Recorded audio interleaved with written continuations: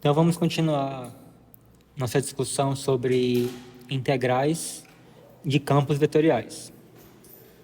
A gente viu na aula passada um teorema que fala o seguinte, né? Dado que você tem uma curva C, uma curva lisa, dada por uma função vetorial R de t, com t variando de A até B, e imagina que você tem uma função f que é diferenciável, ela pode ser tanto de 2 como 3 variáveis, e o vetor gradiente é dado por essa notação daqui. E esse vetor gradiente ele é contínuo sobre a curva C. Então, ao calcular a integral de linha sobre esse campo vetorial aqui,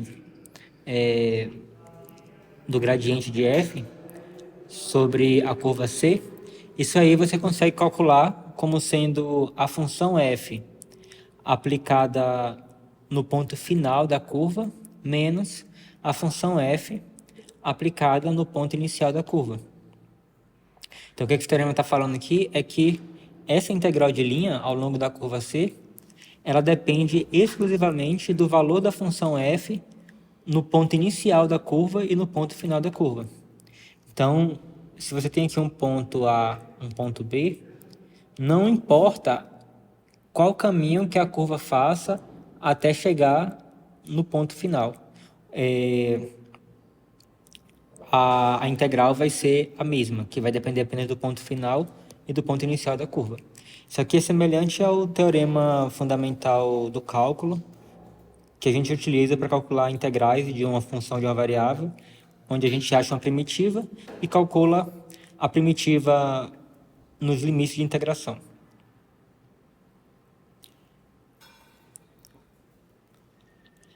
Então, ó, imagina que você tenha duas curvas, C1 e C2, curvas lisas por partes, que tem o mesmo ponto inicial A e o mesmo ponto final B.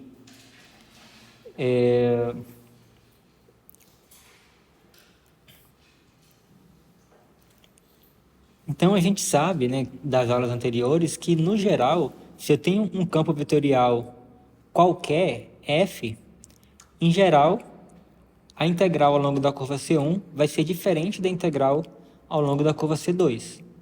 Mas, se por um acaso esse f ele for um campo gradiente, então essa igualdade vai ser verdade. Então, basta que as duas curvas tenham o mesmo início e o mesmo final. Ao calcular as integrais de linhas sobre a curva C1 ou a curva C2 do campo gradiente, o valor da integral será a mesma, dado que o campo vetorial é contínuo. Então, ó, lembrando do termo que a gente utilizou para campo vetorial conservativo, né, que, só lembrando aqui, um campo vetorial ele é dito ser conservativo se ele é o gradiente de alguma função. Então, se existe alguma função cujo gradiente é o campo vetorial, a gente diz que ele é conservativo. Então, o que esse resultado que a gente viu até agora aqui está dizendo é que se por um acaso o campo vetorial ele é conservativo, então ele depende apenas das extremidades da curva, ele não depende por onde que a curva passa, apenas o início e o final dela.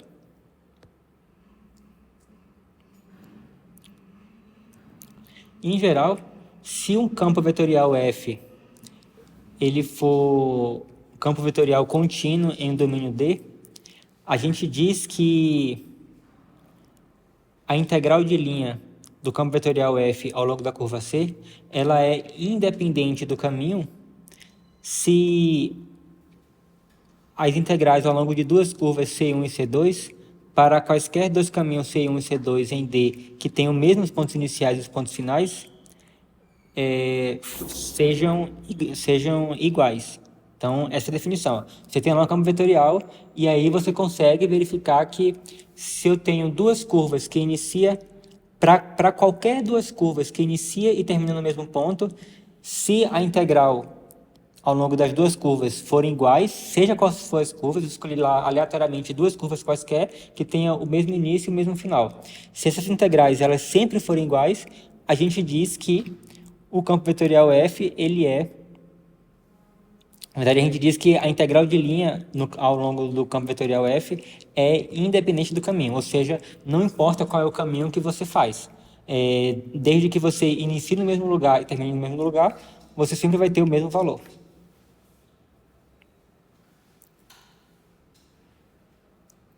Bom, e considerando essa definição, né, pelo que a gente acabou de ver aqui em cima, as integrais de linha de campos vetoriais conservativos, eles são independentes do caminho, né? Porque a gente viu que sempre essa igualdade aqui vai ser verdade caso as curvas C1 e C2 iniciem e terminem no mesmo lugar. Beleza. Vamos ver aqui algumas definições de curvas, tipo assim, algumas classificações que podemos fazer a curvas. Primeiro, a gente diz que uma curva ela é fechada se o seu ponto final coincide com o seu ponto inicial. Ou seja, R de B é igual a R de A. Então, você começou a curva em algum lugar, aí você saiu, passeou um bocado, e no final você termina no mesmo lugar onde você começou. Então, você está no caso, fechando o circuito. Nesse caso, a gente fala que a curva ela é fechada. E aqui eu tenho um exemplo de uma curva fechada. Então, se você começa aqui, você vai percorrer todo o caminho da curva e vai terminar aonde você parou. Então, esse conceito de curva fechada é muito importante para alguns teoremas que a gente vai ver aqui agora.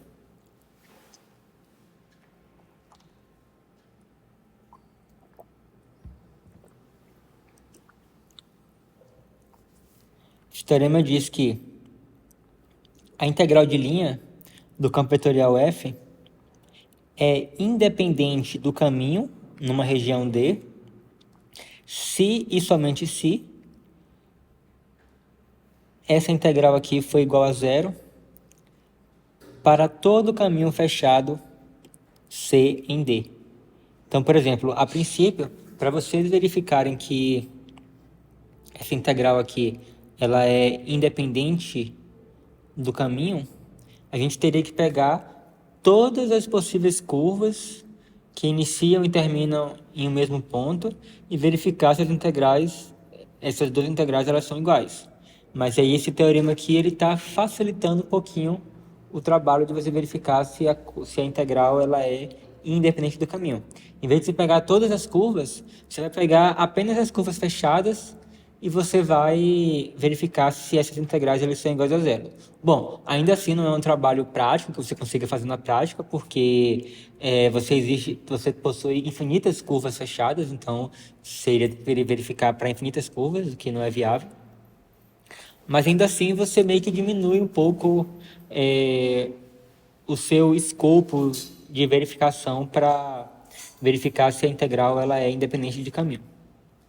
Então, basta verificar para as curvas fechadas, essa integral é igual a zero. E uma coisa para você ver como isso aqui faz um pouco de sentido, imagina que você tenha duas curvas, então eu tenho um ponto A e eu tenho um ponto B. Então, imagina que você tem uma curva que inicia aqui em A e termina em B, e outra curva que inicia em A e termina em B. Então, aqui eu vou botar aqui para ser C1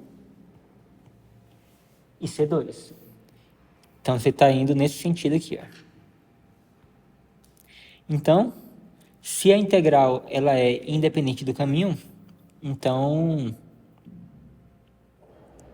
a gente tem que a integral ao longo de C1 de f dr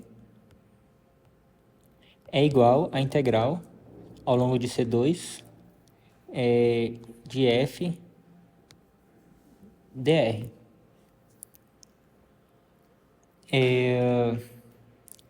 Mas a gente viu que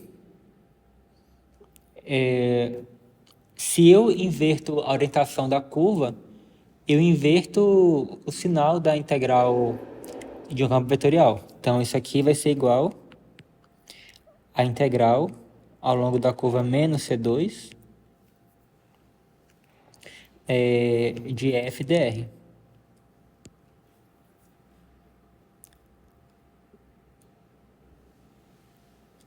Uma coisa aqui.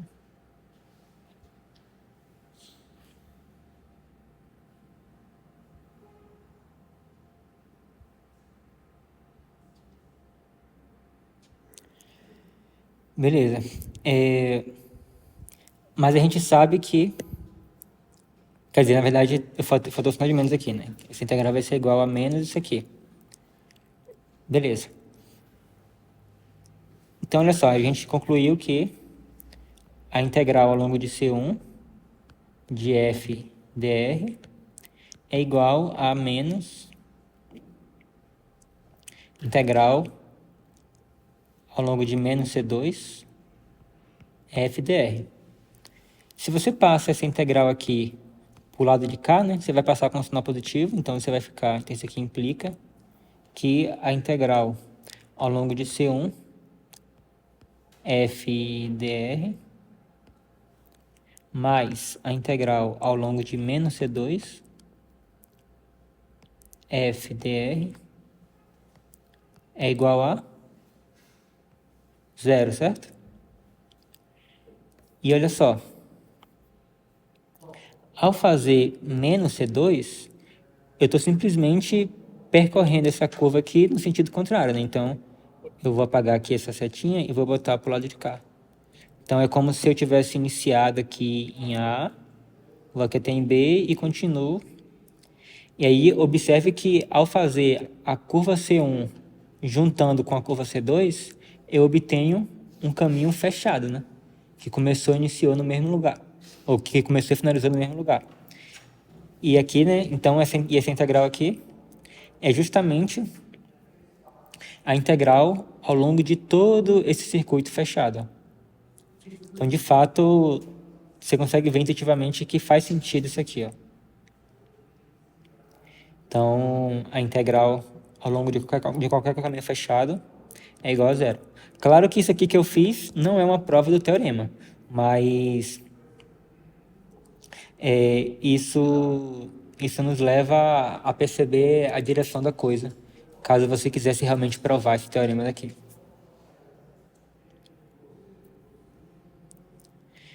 Então, outro teorema, suponha que F seja um campo vetorial contínuo sobre uma região aberta conexa D. Alguém aqui sabe o que é uma região conexa? Então, imagina no plano lá, eu quero saber o que seria um conjunto conexo do plano.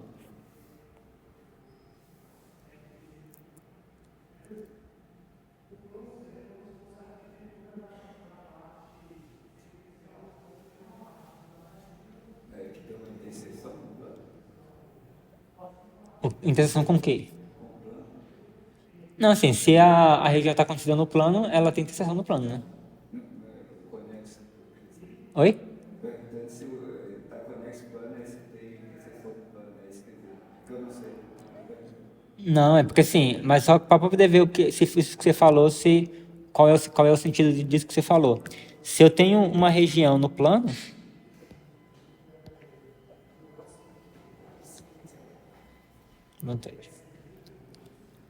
o que significa dizer que esse conjunto aqui que eu desenhei tem interseção no plano?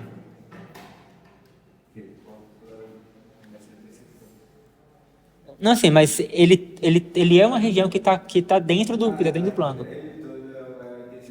Isso, é. Mas então ser conexo não é bem isso, não. Ser conexo significa que se eu pegar dois pontos qualquer dentro dessa região que eu peguei, eu consigo chegar de um ponto até o outro sem sair da minha região. Então, eu tenho aqui a região D, e aí eu consigo ir de um ponto ao outro sem sair da região. Então, isso que significa ser uma região conexa. Por exemplo, o Brasil é uma região conexa. eu consigo ir de qualquer lugar do Brasil a qualquer lugar do Brasil sem precisar sair daqui do Brasil. Agora, por exemplo, os Estados Unidos, ele não é uma região conexa. Tem lá, no caso, o Alasca, lá, né? Então, para poder eu ir, né, de Nova York até o Alasca, eu preciso sair dos Estados Unidos. Então, os Estados Unidos não é uma região conexa. Então, uma região não ser conexa significa que existe uma separação entre duas partes do conjunto, né? Por exemplo, se a minha região for composta por isso aqui mais isso aqui, então, se tudo isso aqui é a minha região, então essa região ela não é conexa, porque se eu pegar um ponto aqui e pegar um ponto aqui, eu não consigo chegar de um ponto até o outro de forma sem sair da região. Claro, vai ter muitos pontos, por exemplo, se eu pegar um ponto aqui e pegar um ponto aqui, eu consigo chegar daqui até aqui sem sair da região. Mas só que para ser conexo, tem que valer para qualquer par de pontos. Então, nesse exemplo que eu desenhei aqui em cima, nós temos uma região conexa, porque não importa quais dois pontos eu escolher dentro da região, eu sempre vou conseguir chegar de um até o outro sem precisar sair da região. Então, isso que significa a região ela ser conexa.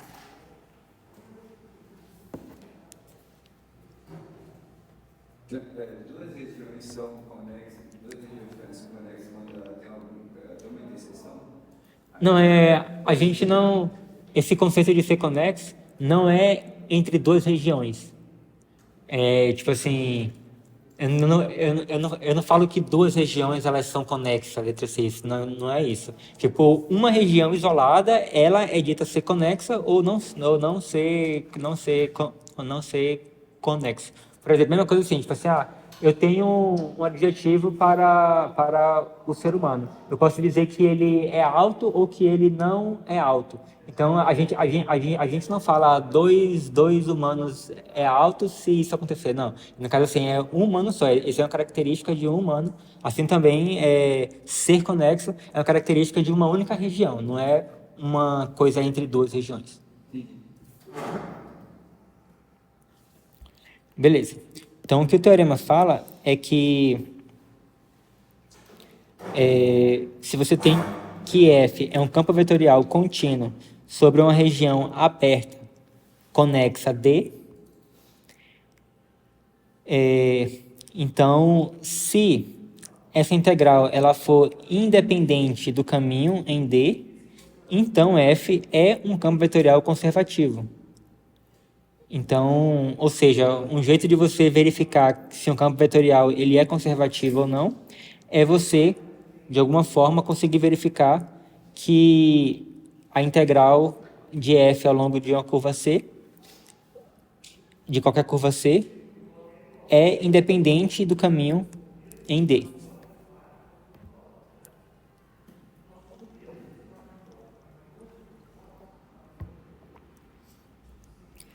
Então, a gente viu que se o campo vetorial F ele é um campo vetorial conservativo, a gente viu que isso implica que ele é independente do caminho. Agora, a gente está vendo que, dada a condição de que a região D, onde onde o campo vetorial está definido, ela é aberta e conexa, então se isso acontece, então também vale a implicação inversa, ou seja, caso seja independente por caminho, então F é um campo vetorial conservativo.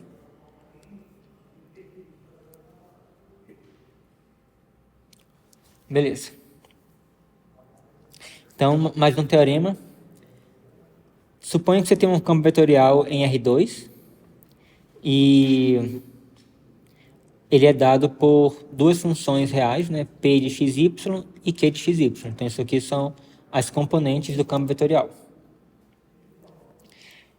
E aí, suponha que tanto P quanto Q têm derivadas parciais de primeira ordem contínua em um domínio D. Então, em todos os pontos D, a gente tem que a derivada parcial de P com relação a Y é igual à derivada parcial de Q com relação a X. Então, recapitulando. Se F ele é um campo vetorial conservativo, dada por essa expressão daqui, então, se eu pegar a componente x do campo vetorial e derivar com relação à variável y, isso tem que ser igual à componente y derivada com relação à variável x. Então, inclusive, uma forma de você verificar que o campo vetorial ele não é conservativo é você calcular essas derivadas parciais e verificar que elas são diferentes. Então, se você conseguir verificar que são diferentes, você já pode concluir de cara que o campo vetorial ele não é conservativo. Antes de continuar a nossa discussão, vamos para mais algumas definições. Então, a gente já viu o que é uma curva fechada, né? Uma curva que inicia e termina no mesmo lugar. Por exemplo, aqui, eu tenho dois exemplos de curvas fechadas.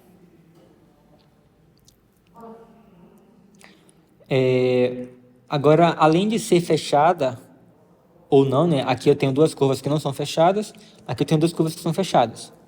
Além disso, tem outra classificação, que é você falar que a curva é simples ou não simples. Vocês conseguem, só olhando para essa figura aqui, e vocês conseguem entender quando que uma curva é simples e quando que não é simples? Você conseguiria explicar?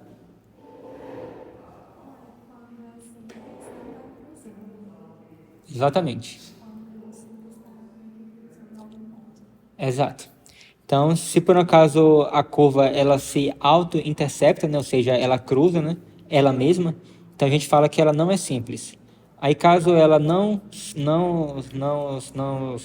ela não se toca em nenhum ponto, quer dizer, observe que a curva fechada, ela meio que se toca porque ela liga no ponto inicial e o ponto final, né? Então, assim, mas só que para poder ser não simples, ela precisa se intersectar em algum lugar diferente do ponto inicial e do ponto final. Enfim, então agora você já sabe aqui, né, que eu tenho uma curva não fechada e simples, uma curva não fechada e não simples, uma curva fechada e simples e uma curva não simples e fechada. E a gente viu também o que é uma região conexa, né? Agora, a gente também tem uma definição de simplesmente conexa, que além de ser conexa, tem uma propriedade a mais que ela tem que satisfazer. Ó. Observe que essa região aqui, ela não é nem sequer conexa, né? Porque se eu pegar um ponto aqui e um ponto aqui, eu não consigo chegar de um ao outro sem sair da região. Mas, a princípio, essas regiões aqui, ó, elas são regiões conexas, porque se eu pegar qualquer ponto aqui, né, eu consigo chegar nele sem sair da região. É claro que se eu fosse cruzar aqui no meio, ó, esse pedacinho aqui do meio, ele não pertence à região. Mas, qualquer dois pontos que eu pegar, eu consigo dar a volta nesse buraco aí e consigo chegar lá. Ó. Se eu pegar um ponto aqui, eu consigo andar aqui, passear, e eu consigo chegar em qualquer lugar. Mas qual é a diferença dessa região aqui para essa região daqui? Se alguém pedisse para você dizer qual é a diferença, que palavras? Qual é a diferença entre essa região aqui e essas duas aqui?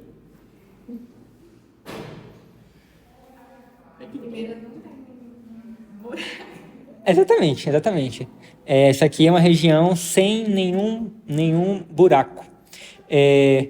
Uma maneira formal de você definir isso, né, assim, essa diferença, é que qualquer curva fechada que eu pegar aqui, nessa região, o interior da curva vai estar completamente contido na região. Então, observe assim, ó, você pode imaginar qualquer curva fechada que você quiser aí dentro, sempre o interior dessa curva aqui vai estar todo contido na região. Ó. Seja lá qual for a curva que você pegar aqui fechada, o interior dela vai estar contido nessa região. Agora, isso não é verdade para essa região e para essa região. Por exemplo, se eu pegar uma curva fechada aqui, beleza. O interior dela está contido na região completamente. Agora, se eu pegar uma curva fechada aqui assim, ó, observe que a curva está contida na região, mas o interior da curva não está completamente contido na região. Então, para esse tipo de região, a gente fala que ela é simplesmente conexa. Essas regiões aqui, a gente fala que simplesmente elas são conexas, mas não são simplesmente conexas. Beleza. Então, vamos para mais um teorema. Seja F um campo vetorial sobre uma região D aberta e simplesmente conexa. Então, aqui agora, eu estou imaginando que o domínio do campo vetorial é uma região simplesmente conexa, ou seja, uma região desse tipo daqui, ó. Suponha que P e Q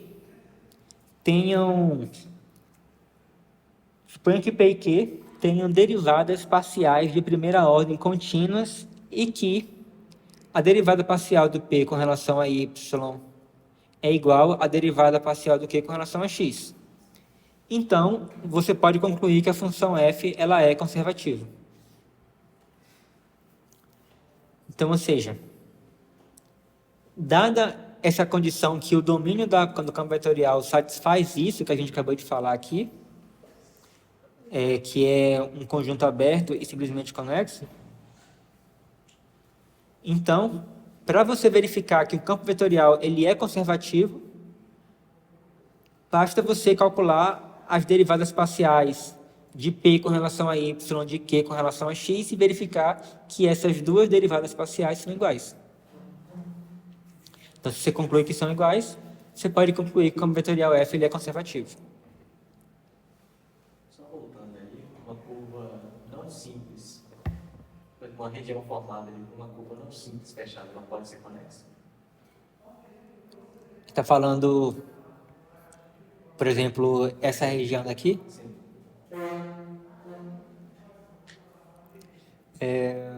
Porque na prática tem um ponto ali que eles poderiam seguir pelo caminho.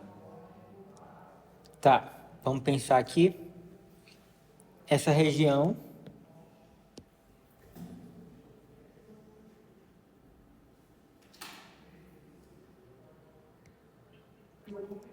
bom, se você considerar que a borda faz parte da região, então ela é conexa.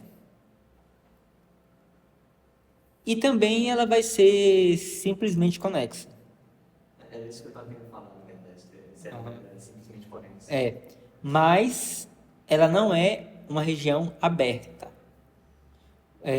Porque para ser uma região aberta, você teria que desconsiderar a borda. Imagina o intervalo ser aberto ou não. Para o intervalo ser aberto, você não pode remover, você não pode considerar o extremo do intervalo. Então, da mesma forma, você também tem a noção de uma região do plano ele ser aberto ou não. Para a região do plano ser aberto, você não pode considerar a borda da região. No caso do intervalo, você meio que a borda do intervalo é só dois pontos apenas. Mas só que no plano, né, a borda é toda a curva que contorna o plano. Então, nesse caso, você considerando a região do interior da curva, sem considerar a própria curva em si, aí não vai ser conexo. Porque para poder eu cruzar daqui para cá, eu teria que passar num ponto aqui que não pertenceria.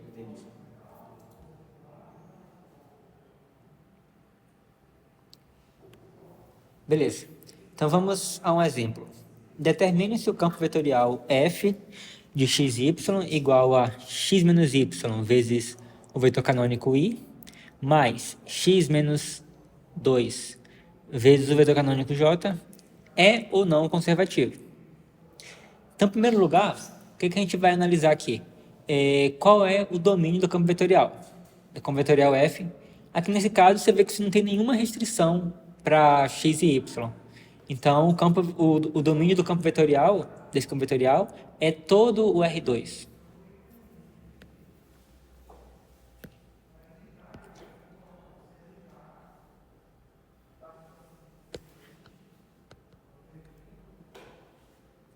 Eu tô achando que existe uma grande vantagem de fazer aquela aula que a gente copia primeiro, sem falar nada, depois explica, porque ultimamente eu tenho percebido que a minha voz está cansando muito.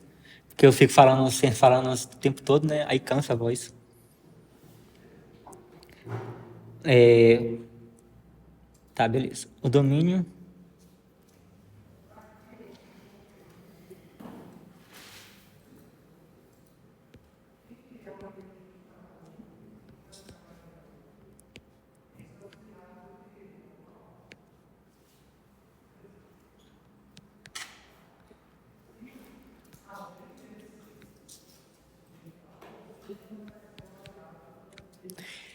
Então, o domínio é todo plano R2. Então, esse conjunto, ele é simplesmente conexo ou não? Sim, né?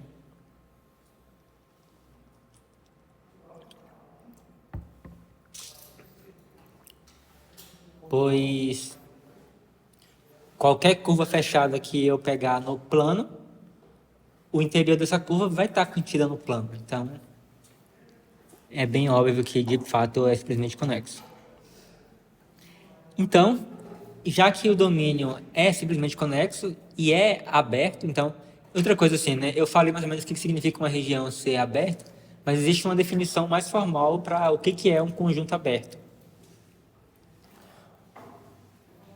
Deixa eu escrever aqui.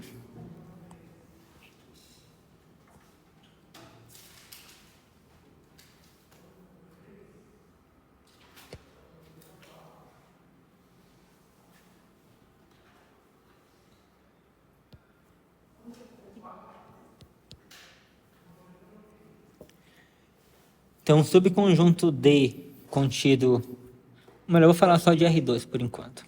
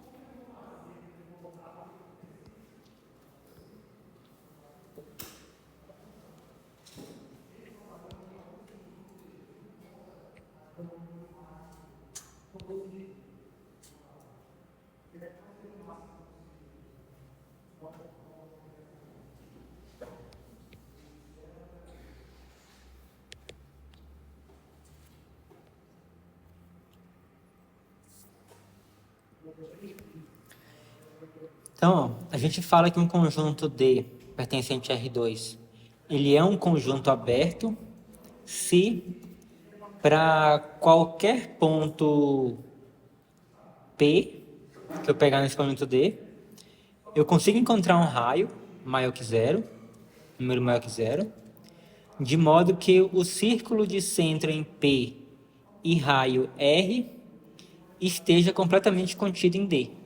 Então, seja qual for o ponto que eu pegar dentro do meu conjunto, eu sempre vou conseguir um círculo, por menor que seja, que esteja centrado nesse ponto, de modo que o círculo inteiro ainda continua contido na minha região. de maneira mais intuitiva, né, é o mesmo que você dizer que se você estiver em qualquer lugar da região, você consegue andar pelo menos um pouquinho em qualquer direção sem sair da região. Então isso que significa ser no caso aberto. Se eu tivesse, por exemplo, se a minha região fosse, por exemplo, uma circunferência,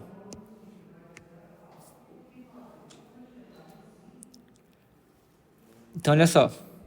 Então digamos que a minha região é o interior da circunferência aqui.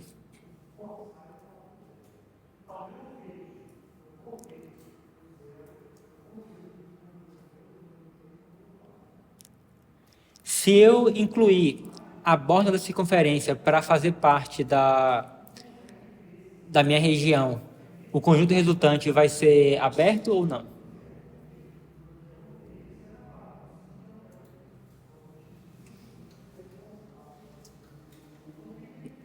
Não vai ser aberto. Por quê? Porque, por exemplo, se eu pegar um ponto que está bem na borda, se essa borda ela faz parte do meu conjunto e eu pegar um ponto na borda, observe que, seja qual for o raio, se eu pegar uma circunferência com centro nesse ponto, eu sempre vou ter pontos que estão fora do meu conjunto. Então eu posso pegar o raio tão pequeno quanto você queira, que eu vou nessa circunferência, eu vou ter pontos que vai estar fora. Basicamente é porque é impossível só englobar um ponto. Oi? Porque basicamente é impossível englobar só um ponto. Como assim? Impossível o quê? Não, tipo, matematicamente, assim, o raio teria que ser infinitamente pequeno, né? Ah, é, tipo assim, sim, agora eu entendi o que você falou. É, exatamente. Aí, para poder meio que uma circunferência, né? Tá contido, eu tenho que pegar o raio igual a zero, mas só que a definição aqui fala que o raio tem que ser maior que zero. E aí, para raio maior que zero, isso não é possível. Agora, se por um acaso eu não incluir a borda da circunferência, aí eu vou ter uma região aberta. Porque observa só, se eu pegar qualquer ponto que tiver dentro, no interior da circunferência, mesmo que eu pegar aqui bem pertinho aqui, ó, mas ainda assim eu vou ter meio que um espaço aqui onde eu ainda poderia conseguir andar um pouquinho em direção à borda sem chegar na borda. Vai ser bem pequenininho, mas assim, ainda vou conseguir. E é claro, né, quanto mais perto da borda eu pegar o ponto, menor vai ter que ser esse raio, mas ainda assim eu vou conseguir pegar um raio maior do que zero.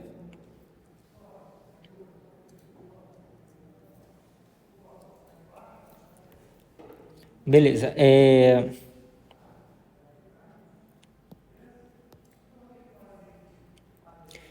Então tá, então nesse caso, né, a gente tem que o R2, a gente já comentou aqui que ele é um conjunto simplesmente conexo, e além disso, o R2 inteiro, ele é um conjunto aberto ou não?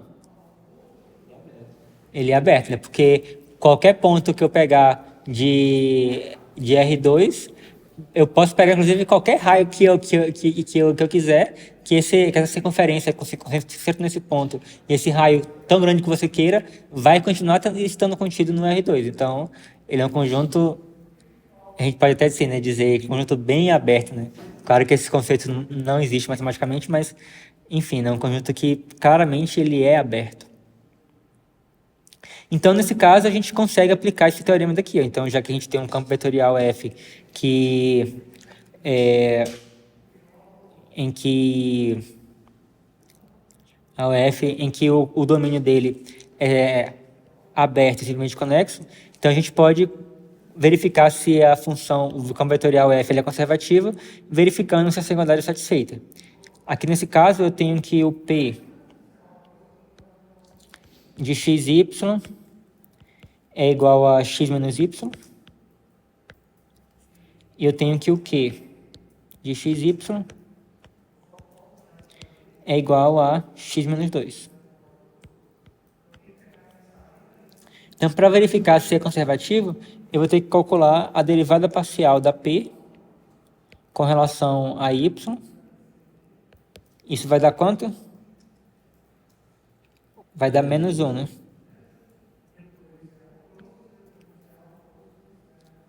e eu vou ter que verificar a derivada parcial da Q com relação a x, que vai dar 1. Então, olha só, eu acabei de perceber aqui que não é igual. Um deu menos 1 e outro deu 1. Então, disso aqui, a gente pode concluir que esse campo vetorial ele não é conservativo. Ou seja, não existe nenhuma função real de duas variáveis cujo gradiente seja igual a esse campo vetorial. Então, lembra que eu falei que, a princípio, para você verificar que uma forma de você verificar que um campo vetorial ele é conservativo é você verificar que ele é independente por caminho. E a gente viu que para poder verificar que ele é independente por caminho, a gente teria que verificar que a integral do campo vetorial, a integral de linha sobre o campo vetorial, do campo vetorial sobre qualquer curva fechada seja igual a zero, só que isso aí seria um trabalho que você não queria acabar, né? Porque você teria que verificar essa integral para infinitas curvas fechadas possíveis que você poderia pegar. Mas, usando esse último teorema que a gente viu, a gente conseguiu verificar que o campo vetorial ele não é conservativo, simplesmente calculando as derivadas parciais de P e Q e verificando que são diferentes. Se eu tivesse chegado no mesmo valor aqui, então eu concluiria que ele é conservativo, mas como eu cheguei em valor diferente, então eu concluo que ele não é conservativo.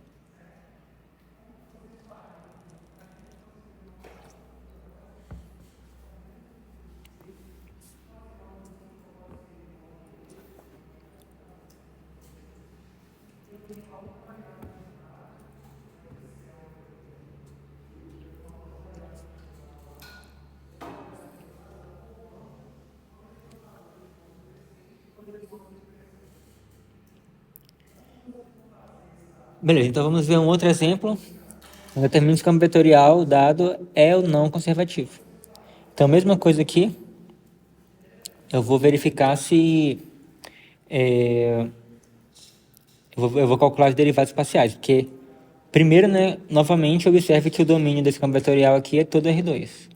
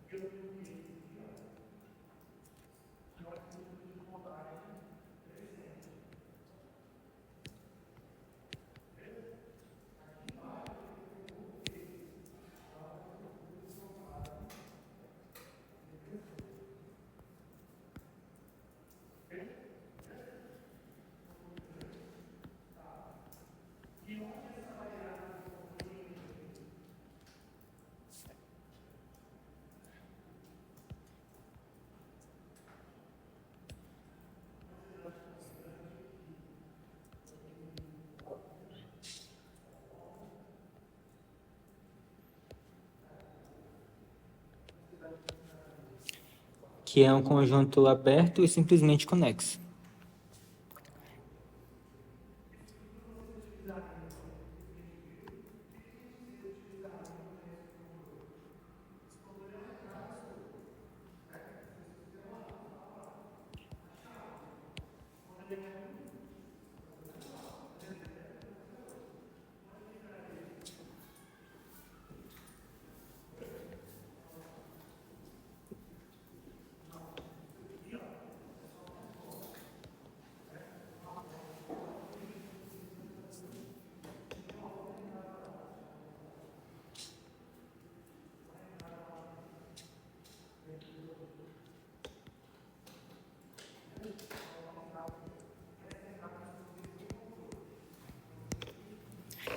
Então, nesse caso aqui, a gente tem que o P de xy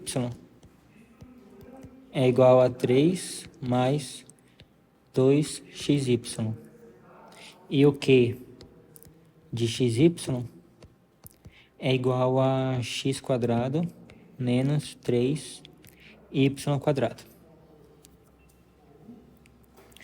Então, a gente vai calcular a derivada parcial da função P. Eu falando nesse volume aqui agora, todos conseguem ouvir bem? Porque eu tô tentando falar mais baixo, porque minha garganta não tá legal. A derivada parcial da P com relação a Y. Então, você sempre vai calcular a derivada do primeiro com relação a Y e a derivada do segundo com relação a X. Então, a derivada da P com relação a Y, de XY, é igual a...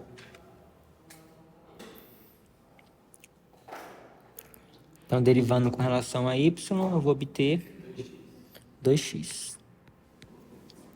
E a derivada parcial de Q com relação a x vai ser 2x também. Então, vocês observam que a igualdade ela é satisfeita para qualquer x e y.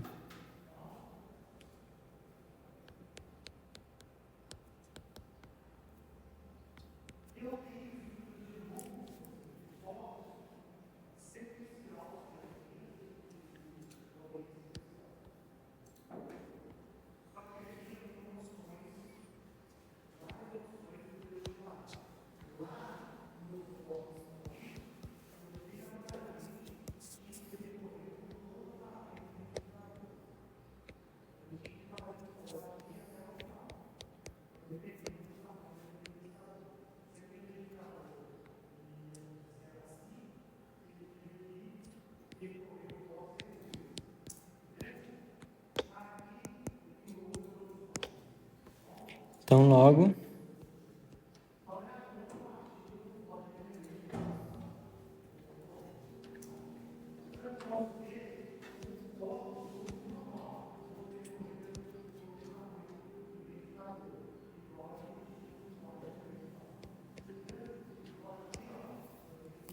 o campo vetorial ele é conservativo.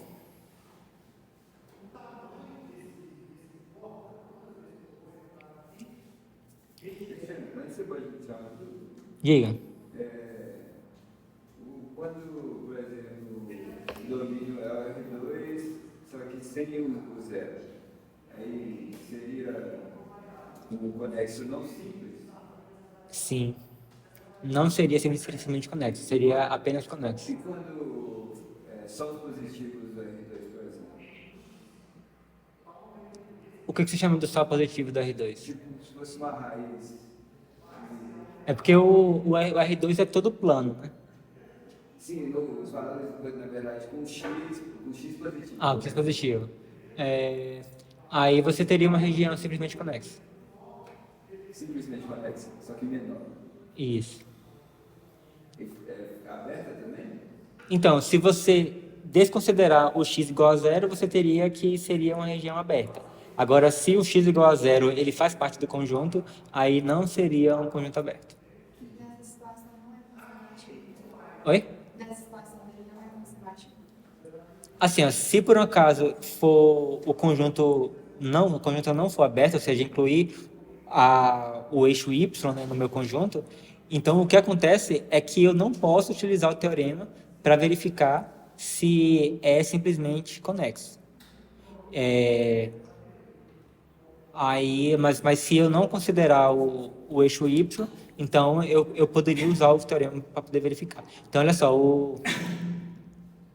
que na verdade, assim, né, ele ser simplesmente conexo ou não vai determinar se vai ser ou não conservativo.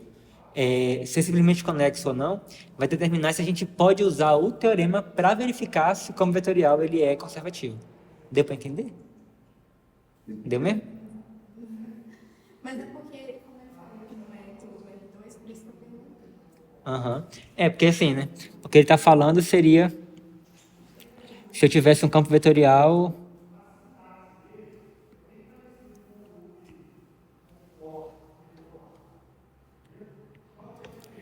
Por exemplo, seria só essa região aqui, ó, do eixo x positivo. Então, olha só. Se eu considerar... Então, assim, esse conjunto aqui, ele vai ser simplesmente conexo. Agora, a questão é se ele é aberto ou não. Se eu incluir esses pontos aqui como parte do meu conjunto, então o conjunto não vai ser aberto, porque se eu pegar um ponto, por exemplo, de em cima do eixo y aqui, qualquer circunferência centrada nesse ponto que eu pegar, vai ter pontos com valor de x negativo. Então, por isso que não vai ser aberto. Agora, se eu excluo o eixo y, se eu pego só os pontos com x estritamente positivo, então o conjunto vai ser aberto. Aí, por exemplo, se o campo vetorial ele fosse, sei lá, f de xy igual a raiz de x, por exemplo, vezes i mais 3y j, por exemplo. Então, olha só, esse campo vetorial aqui, o domínio dele, quem é o domínio dele? A única restrição que eu tenho aqui é que o x ele não pode ser negativo, né? Então, aqui eu tenho o x tem que ser maior ou igual que zero. Então, nesse caso daqui, o domínio dela vai incluir esse eixo y aqui no meu conjunto. Então, ou seja, o conjunto, o domínio dele não é aberto. Então, eu não poderia, nesse caso aqui, isso não diz se o campo vetorial ele é ou não é conservativo. O que isso aqui, o fato desse domínio aqui não ser aberto, diz simplesmente que eu não posso utilizar o teorema para poder verificar se ele é conservativo ou não. Eu vou ter que usar outros meios. O teorema eu não posso utilizar. Então, você calcular a derivada parcial disso aqui com relação a y e disso aqui com relação a x, bom, aqui nesse caso, as derivadas parciais vai ser igual a zero. Ambas, né? Aqui no caso eu tenho o p de xy é igual a raiz de x e o q de xy é igual a 3y. Aí a derivada parcial da p com relação a y é igual a zero, que é igual à derivada parcial daqui com relação a x. Então, de fato, a igualdade, ela é verdade. Então, a princípio, tipo assim, então beleza, então se essas derivadas parciais elas são iguais, então eu posso concluir que esse campo vetorial aqui, ele é conservativo? A resposta é não, eu não posso concluir. Porque para poder usar o teorema, eu teria que ter um conjunto aberto. Agora, se por acaso eu restringir o meu domínio à região onde o x é estritamente positivo, aí, se esse campo vetorial com domínio um pouco mais restrito, aí sim ele vai estar definido numa região aberta e simplesmente conexa. Aí, nesse caso, nessa região um pouco menor, eu posso afirmar que ele é conservativo. Você só consegue afirmar assim, que ele é conservativo para x igual a zero. Por exemplo, se fosse raiz de x, 1 sobre raiz de x, aí poderia usar o teorema e seria conservativo. Que é aquele negócio, né? Por exemplo, como eu falei, mesmo essa função daqui, sim, o que você falou é verdade. Então, assim, no caso, ele seria conservativo em todo o domínio do campo vetorial. Beleza? Agora, essa função aqui, eu não posso dizer que ele é conservativo em todo o domínio, mas eu posso dizer que ele é conservativo no domínio onde o x é maior do que zero. Não, eu falo assim, se por exemplo, em vez de raiz de x foi 1 sobre raiz de x, aí seria x maior que zero, só não seria igual. Aí seria aberto, aí eu poderia usar o teorema. Sim, então, isso que eu estou falando, que nesse caso que você acabou de falar, aí eu posso usar isso aqui para dizer que ele é conservativo em todo o seu domínio, de fato. Aí o que acontece, mas assim, esse caso de cá, meio que eu não fico completamente de mãos atadas, porque se eu restringir o domínio, eu posso falar assim, esse campo vetorial, ele é conservativo para os pontos x maior do que zero. Eu só não posso afirmar que ele é conservativo, incluindo o x igual a zero.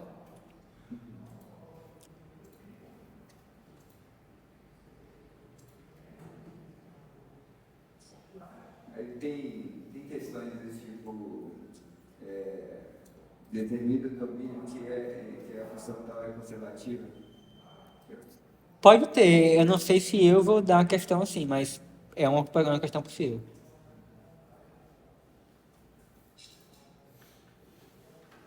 Então, olha só, nessa questão aqui anterior, a gente verificou que esse campo vetorial ele é conservativo. Então, o que significa ser conservativo? Significa que esse campo vetorial ele é o gradiente de alguma função. Aí, essa outra questão aqui, esse outro exemplo aqui, ele pede justamente para você encontrar uma função cujo gradiente seja o campo vetorial. Então, agora a gente quer encontrar uma função cujo campo gradiente seja essa função vetorial, esse campo vetorial aí. Então, olha só. Então, a gente já sabe, né, pelo exemplo anterior, que existe uma função. Tipo assim, porque a princípio, se a gente não soubesse que existisse, com certeza, a gente estaria tentando encontrar uma coisa que podia ser que não existisse. Mas já que o exemplo anterior nos garante que existe, então você pode assumir, não, então tá, então existe. Então existe, e a gente vai chamar essa coisa que a gente não conhece ainda, mas que a gente sabe que existe, a gente vai chamar de f. Então, existe uma função.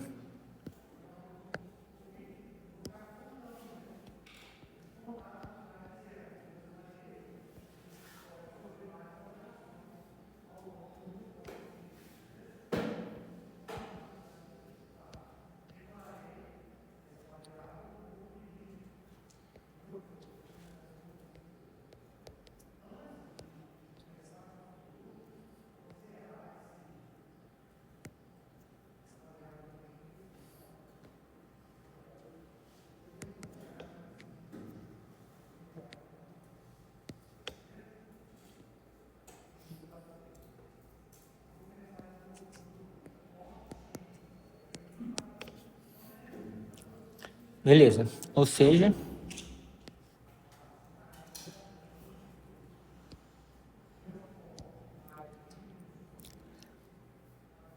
a derivada parcial de f com relação a x, vocês conhecem essa notação? A derivada parcial, eu colocar um xzinho ali.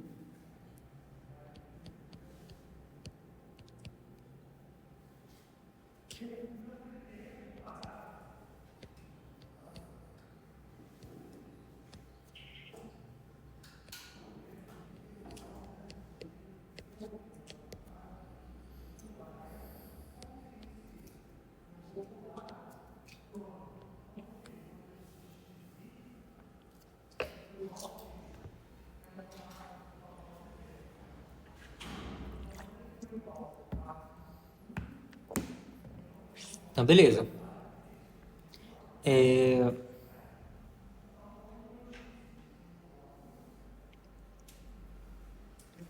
Então, olha só.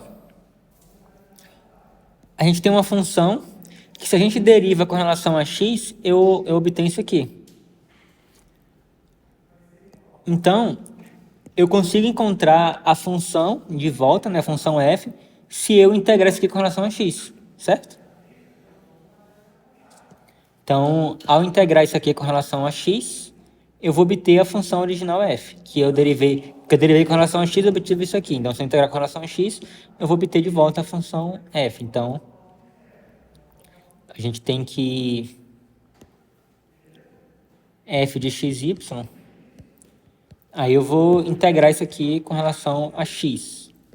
Então, eu vou ficar com 3x mais x quadrado y, certo? Mais um g de y. Por que eu botei esse g de y aqui? Isso aqui seria como quando a gente calcula a integral definida, que a gente bota mais uma constante. Aqui no caso, como a função ela depende de x e y, então a gente tem que botar mais uma constante, mas essa constante ela pode depender do y. Porque observa que se eu derivo isso aqui com relação a x, como ele depende de y, como isso aqui depende do y, ele vai ser constante com relação a x, né? Então a derivada disso aqui com relação a x vai dar zero.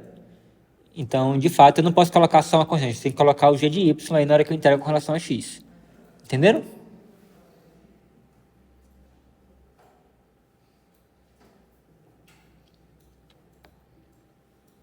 Beleza. Agora a gente vai pegar isso aqui e vai derivar com relação a y. Então, a derivada da f com relação a y... Então, vamos então derivar isso aqui. Vai ser 3... Quer dizer, vai ser... Aqui, né, vai dar 0, porque não depende do y aqui. Aqui vai ficar somente o x². E eu vou ter o mais g' de y. Certo? Então, eu derivo isso aqui com relação a y desse aqui. Mas isso tem que ser igual a isso, né?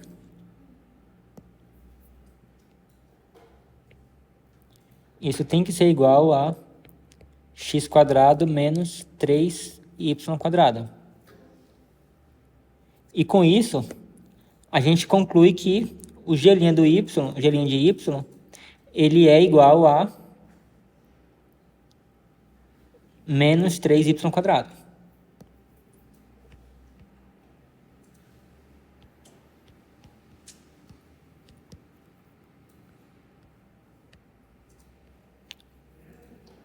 Agora, a gente integra isso aqui com relação a y, e eu vou obter que o g de y é igual a menos y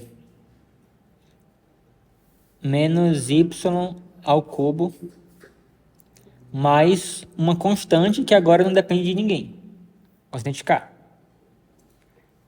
Então, agora eu pego isso aqui e substituo aqui, ó, e eu vou obter que f de xy é igual a 3x mais x² menos y ao cubo mais uma constante k.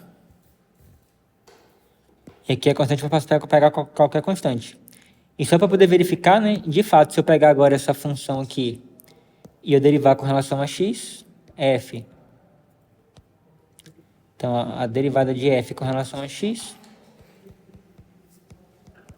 vai ser 3 mais 2xy.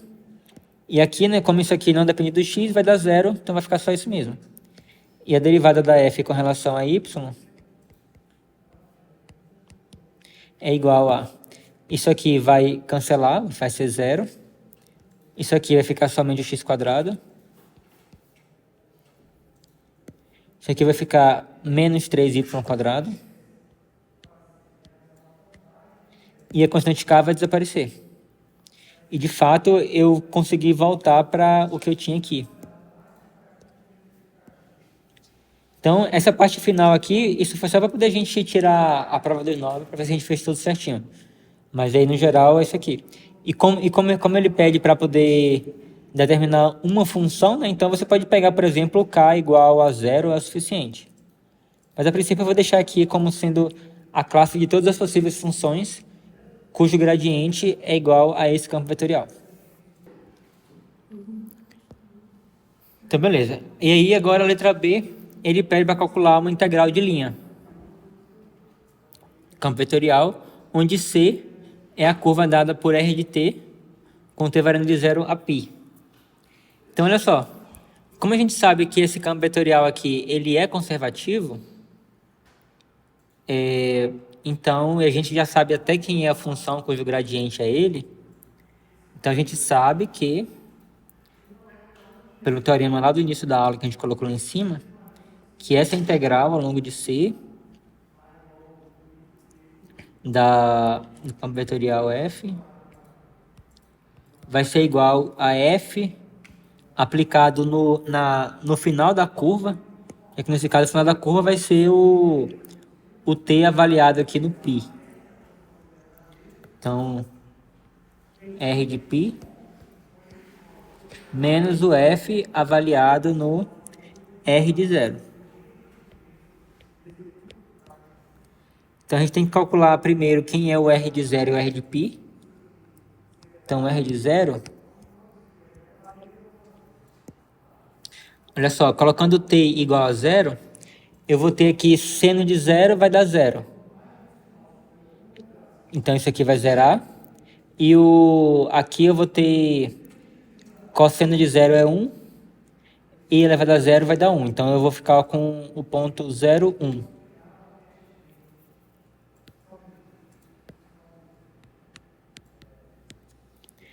E o R de π, como é que vai ficar? Aqui eu vou ter seno de π, que também é igual a zero. Então isso aqui vai dar zero. E aqui eu vou ter cosseno de π, que é menos 1. Então eu vou ter menos 1 vezes e elevado a π. Então aqui eu vou ficar com 0 e menos e elevado a π. Então beleza, então agora eu tenho que calcular quem é f de r de π. Então olha só, aqui eu tenho a expressão da f. E aí que no caso eu vou pegar o f com o k igual a zero. Então, aqui, né, aplicando com o f no r de π, que é 0 isso aqui. Então, no lugar do x, vai 0, né? Então, eu vou anular isso aqui vai dar 0, isso aqui vai dar 0, e vai sobrar somente isso aqui. Então, eu vou ter menos e elevado a π ao cubo, que vai dar menos, aí vai ficar menos com menos vai dar mais, então vai ficar com e elevado a 3π. E o f do r de zero, então no lugar do x eu vou ter 0, no lugar do y eu vou ter 1. Então eu vou ter 0, 0, e aí eu vou ter menos 1. Então isso aqui vai dar igual a e elevado a 3π menos 1. Então você viu que é muito mais fácil eu calcular a integral assim do que eu calculando calculando a derivada da curva, fazendo a composição da função com a curva inteira e etc. Oi? Isso, vai ficar menos 1, não é verdade? Obrigado.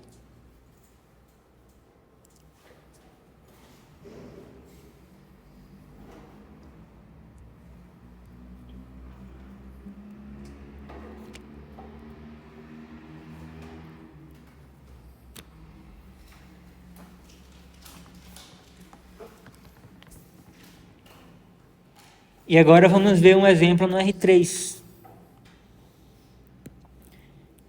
Então, eu tenho uma função aqui, e eu quero determinar uma função f de modo que o gradiente da f seja igual a isso aqui. Então, olha só. Então, assumindo que essa f exista, eu vou ter que o fx de x, y, z é igual a y ao quadrado, o fy de x, y, z é igual a 2xy mais z elevado a 3z, e o fz de x, y, z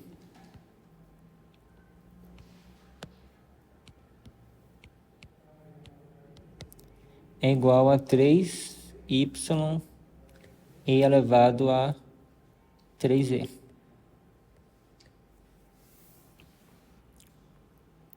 Beleza. Então, olha só. A gente vai ter que ir manipulando aqui, ó. Primeiro passo, eu sei que a derivada parcial com relação a x é igual a isso aqui, né?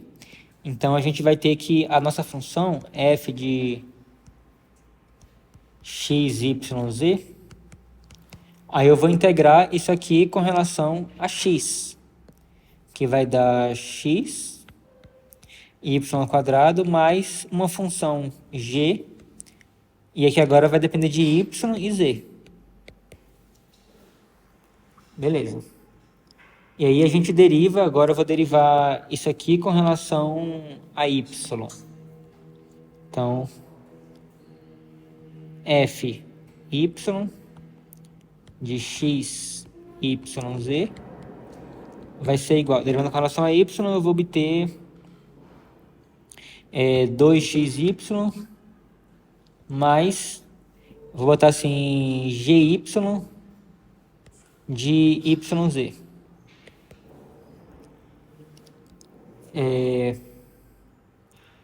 Isso aqui tem que ser igual a 2xy mais e elevado a 3e. Então, eu só peguei isso aqui, ó.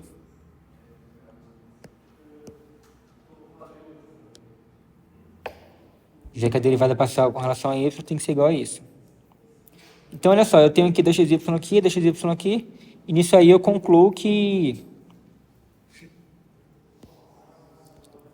logo o gy de yz é igual a e elevado a 3e.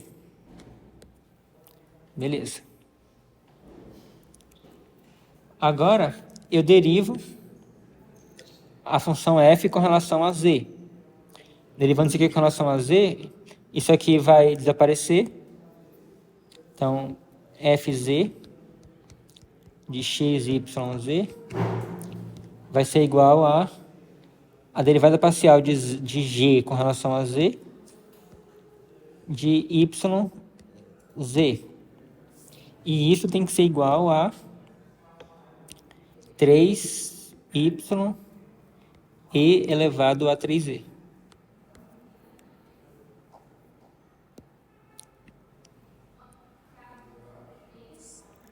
Beleza.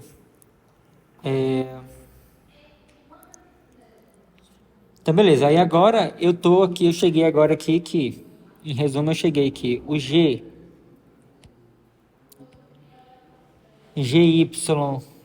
de yz é igual a e elevado a 3e. E eu cheguei que o gz de yz é igual a 3y e 3e. Então, observe que agora aqui eu cheguei no problema de uma função de duas variáveis, né, que seria semelhante a esse caso aqui, onde a princípio eu tinha o fx e o fy. Aí agora eu cheguei numa situação onde eu tenho o gy e o gz, só mudou o nome das variáveis. Então agora eu vou resolver esse problema daqui. Então eu vou pegar, o que eu vou fazer? Eu vou integrar isso aqui com relação a y, e aí eu vou obter que g de yz é igual a y e elevado a 3e mais alguma coisa que eu vou chamar de h, que depende do z. Isso aqui, tá, beleza. Agora eu vou derivar isso aqui com relação a z. Então, o g com relação a z de yz vai ser igual ao quê? Vai ser igual a... Derivando isso aqui com relação a z, eu vou ter na derivada da exponencial, vai ser ela mesma, e aí eu vou ter que multiplicar pela derivada do que está aqui dentro, que é o que vai dar 3. Então, eu vou ficar com 3y e elevado a 3e. Mais a galinha de z. Isso aqui tem que ser igual a 3y e elevado a 3e. Onde eu peguei isso aqui disso, né? Então, disso aqui, a gente conclui que a galinha de z tem que valer quanto? 0, né? Então, logo concluímos que a galinha de z vale 0. Ok.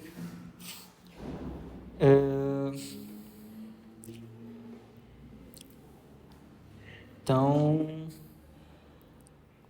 beleza. Então, agora eu pego o h' de z, integro com relação a y, ou com relação a z, e eu obtenho que o h de z Tem que ser quanto? Uma constante. Uma constante, né? Tem que ser uma constante. Então, logo o g de yz é igual a y e elevado a 3z mais uma constante k. Então, achamos o g. Então, agora voltamos para cá, né, para f.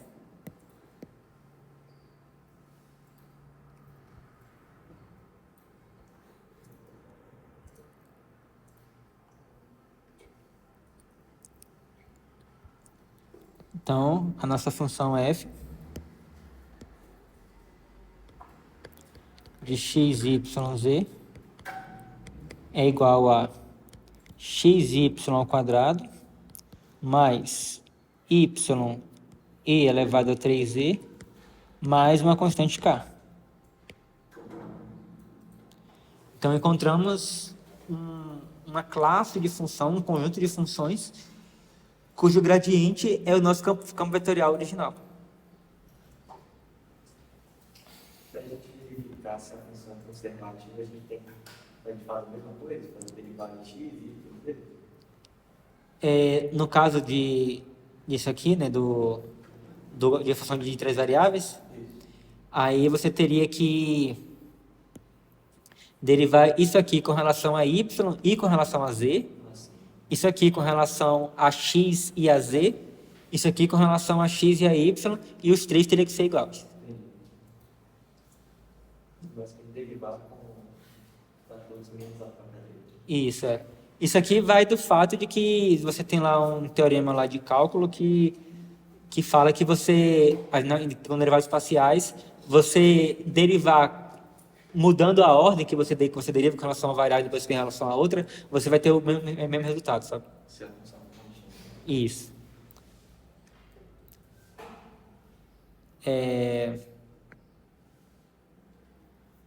Que aí nesse caso aqui, né? Porque como isso aqui, né? Dado que a f aqui existe, né?